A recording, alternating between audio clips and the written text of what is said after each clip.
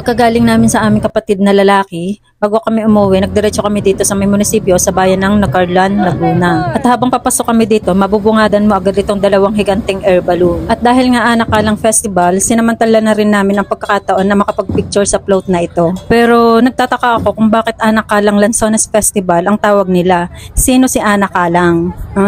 Kaya't nag-usisa na naman ang marites na kaibigan sa mga lokal dito.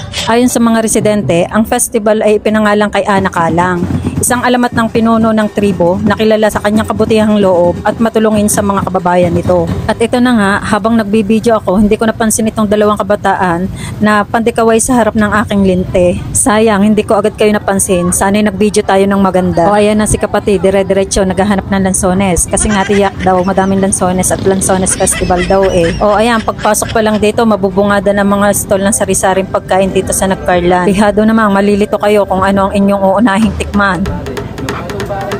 Wow, sarap!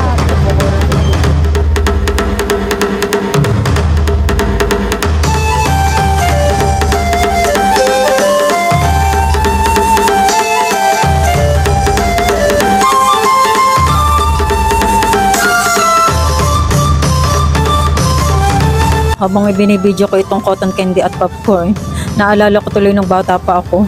Gustong gusto ko ito noon. Tapos nakatingin ka lang kasi walang pambili.